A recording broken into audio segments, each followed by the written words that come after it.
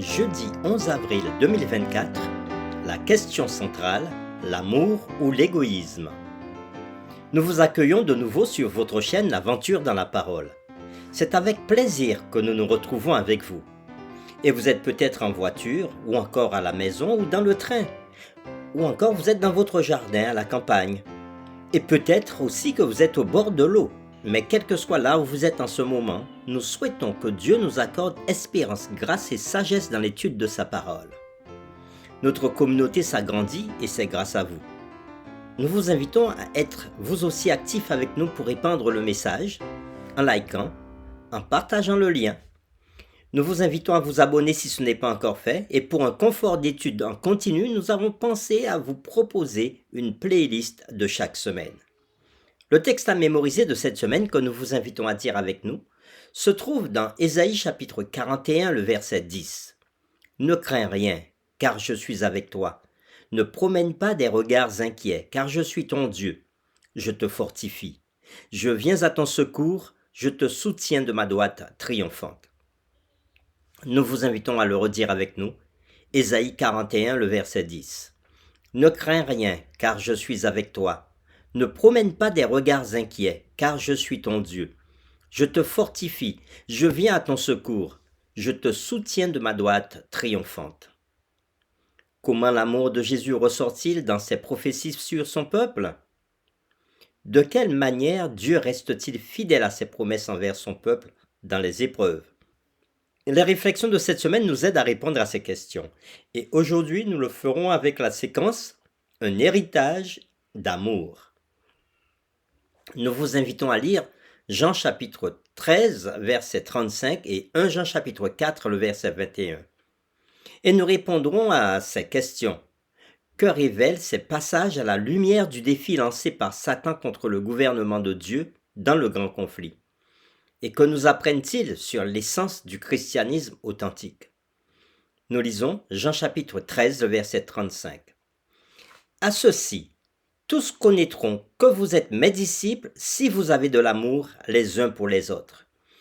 Et dans 1 Jean chapitre 4, le verset 21, nous lisons « Et nous avons de lui ce commandement, que celui qui aime Dieu aime aussi son frère. » Après avoir lu ces deux versets, Jean chapitre 13, verset 35 et 1 Jean chapitre 4, verset 21, nous répondons à ces questions.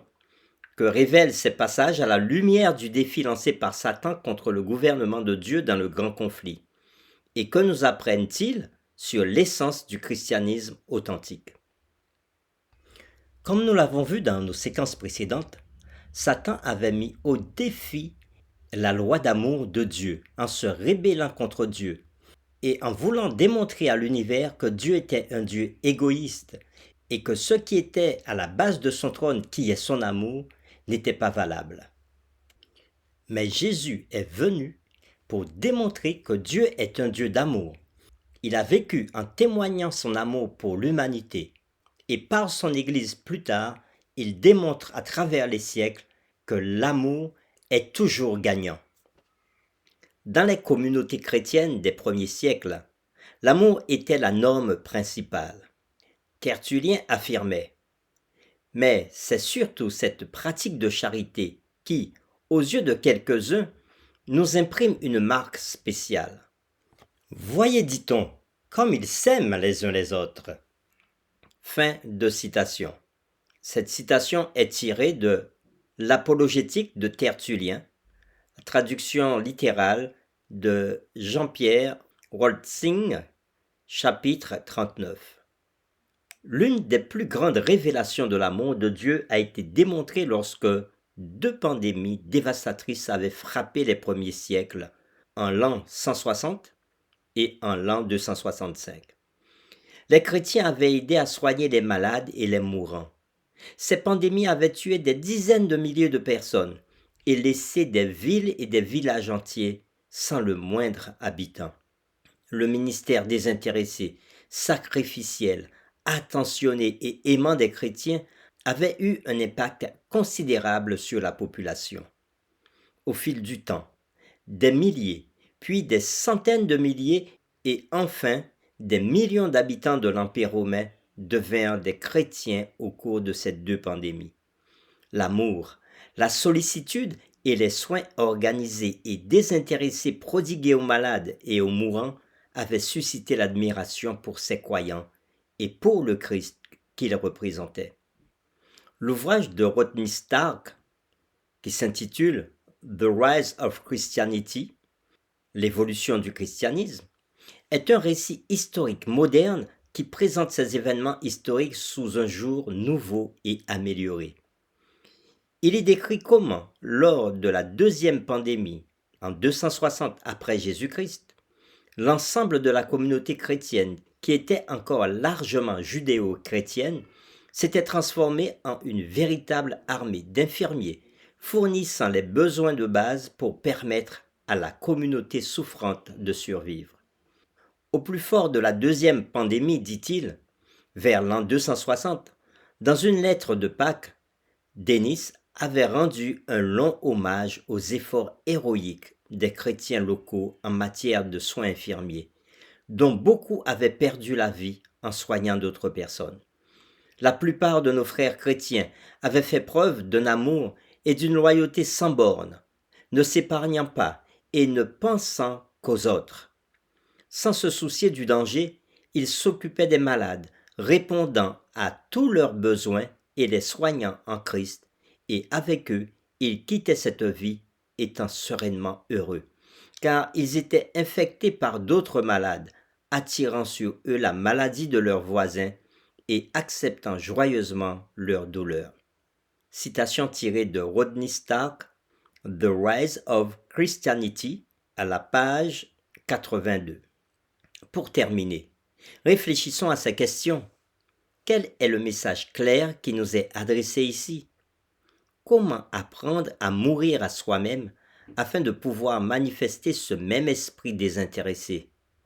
Ce n'est pas facile, n'est-ce pas? Nous vous invitons à prier avec nous. Seigneur notre Père, toi qui es dans les cieux, nous voulons te dire merci parce que tu as donné ton Fils Jésus, qui s'est mêlé à la race humaine alors que nous étions des pécheurs. Jésus n'a pas regardé à sa grande sainteté pour descendre vers nous, se mêler à nous et porter le poids de nos péchés sur ses épaules afin que nous ayons la vie éternelle.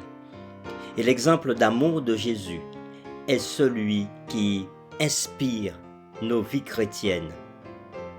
Oui, le sacrifice de Jésus a inspiré des chrétiens pendant des siècles pour pouvoir, dans cet esprit de sacrifice, de se donner pour sauver la vie de milliers de personnes.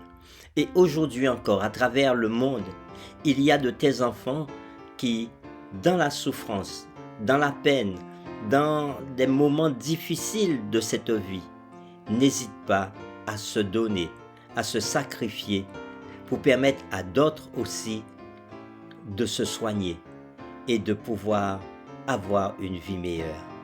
Nous prions, Seigneur, pour que tu fortifies notre foi, afin que nous aussi, nous puissions faire cette expérience de pouvoir nous donner, de pouvoir donner de notre temps, de ce que nous avons pour aider les autres et leur offrir une meilleure vie, mais surtout leur permettre de connaître l'amour de Jésus.